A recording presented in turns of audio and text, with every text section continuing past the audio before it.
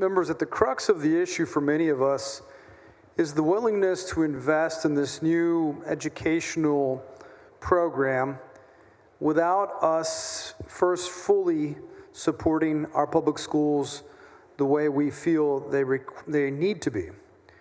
In my own district, many of my schools are facing steep budget deficits, and they have crippled their ability to provide services and resources to their students. Edgewood ISD, home of the historic Supreme Court case on school finance and equity, has closed the doors of many schools, cut staff and programs, and yet still faces a $17 million deficit. And while I'm eagerly awaiting the many other opportunities we will have this session to improve the financial situation in our public schools, this bill in particular has the potential to harm them.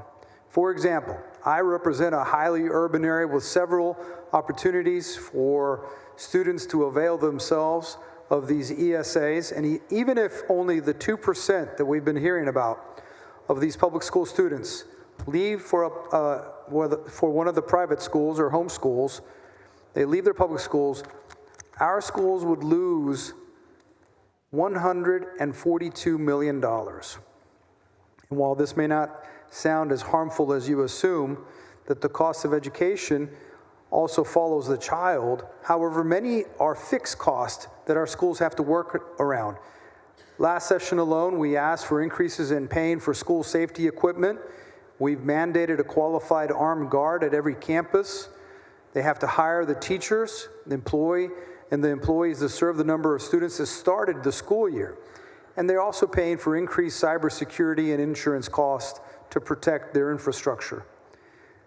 So we keep hearing over and over that this bill is not going to hurt our public schools, and we have a budget surplus to make sure that it doesn't. So this amendment does two things.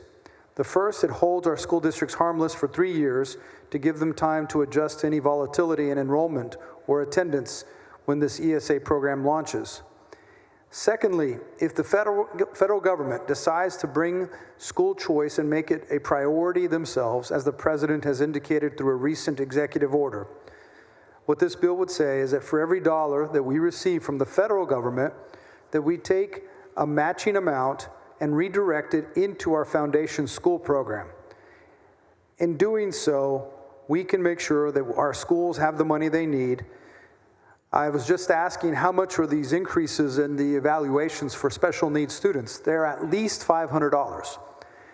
In the last few years, our public schools have been hit with record numbers of families asking their kids to be evaluated for special education.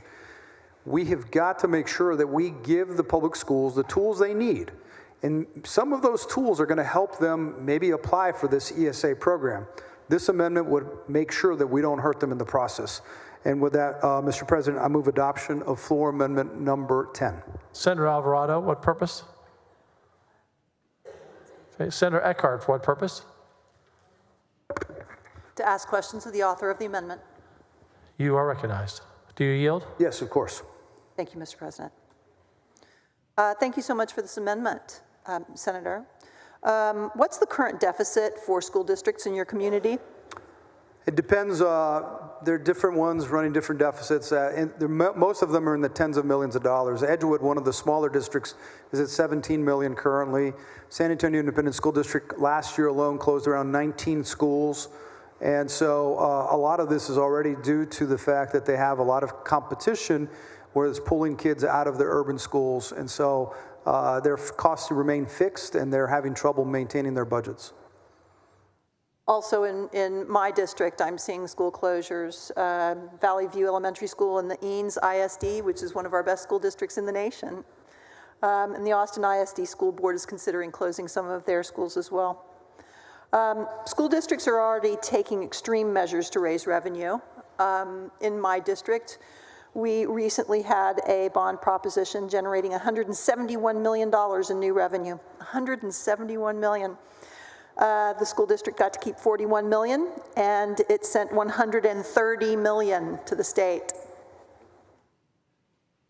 Asking voters to support a tax increase in which the majority of the funds, 2/3 of the funds, would not stay in the district was a tough choice, but it was the only option. So, precious dollars that taxpayers intended for their communities will be sent away. Recapture occurs in property-wealthy districts when the property tax revenues exceed the district entitlements. What are the school districts in your area looking at for recapture? Well, as you know, recapture occurs when these property-wealthy districts have this tax revenue that exceeds the district's entitlement, which is based on the student population. So with fewer kids enrolled at the schools, the districts are going to receive lower entitlement, meaning fewer funds for the district. A dip in enrollment means the districts, which already are having to make do with less, are going to be forced to make cuts. That's going to mean laying off teachers, possibly closing schools, and you know, I think that if this goes on statewide, if 5% of the students leave public education for a voucher, it's going to cost the state possibly a little over $2 billion. And I just received some information. San Antonio Independent School District has a $40.8 million budget deficit at the end of this school year. Wow. So we have heard Senator Creighton say that it is a myth that this proposal of his will take money from our public school districts. How much would it cost in your district if this provision passes?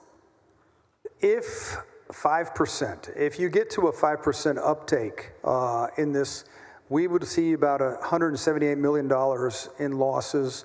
San Antonio Independent, ISD, Inner City School District would lose about $18 million.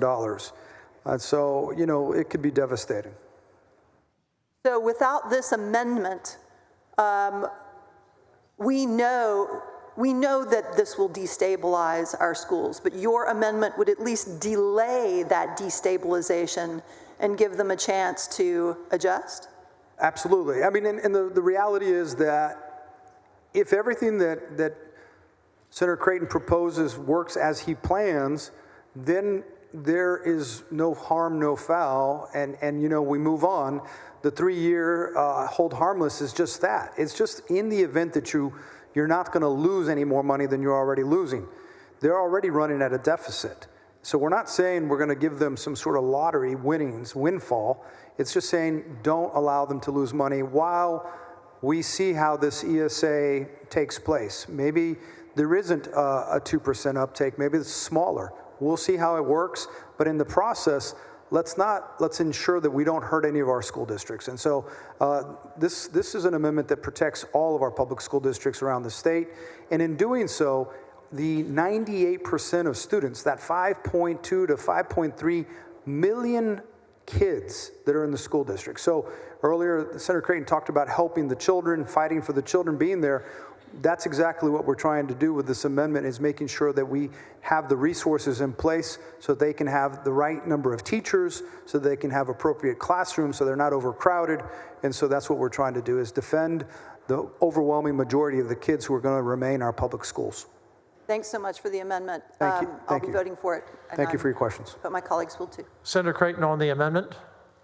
Thank you, Mr. President. Members, Senator Menendez speaks of concerns about a school district in his district possibly losing $142 million in funding. We are advancing a base bill with historic, incredible funding for public schools, public school teachers, and their compensation. Separately from that, many of these school districts received billions and billions of dollars across all of these districts. We have at least 1 or 2 districts that received $1 billion just for that district in federal ESSER 1, 2, and 3 tranches. And that money is now gone. And that money was used in fiscal cliff types of decision-making by those CFOs against the advice of letters coming from myself and from the TEA, and declined workshops on how to avoid those fiscal cliffs that the TEA offered, and very, very few superintendents or CFOs bothered to show up. at those workshops. This legislation, consistent with the rest of the nation, where you look at all school choice programs across the country, the nation's school choice programs in the aggregate involve 2.4% of public school kids. With incredible enrollment growth in Texas, with incredible budgets that we're bringing forward on behalf of public schools, this amendment is not only necessary, those budget concerns and fears are unwarranted. I move to oppose the amendment. Secretary will call the roll. Alvarado, Betancourt, Birdwell, Blanco, Campbell, Cook, Creighton, Eckhardt, Flores, Gutierrez, Hagenbu, Hall, Hancock, Hinojosa of Nueces, Hinojosa, Hidalgo, Huffman, Hughes, Johnson, King, Colcourse, Menendez, Middleton, Miles, Nichols, Parker, Paxton, Perry, Schwertner, Sparks, West, and Zaffarini. 11 ayes, 20 nays. The amendment fails.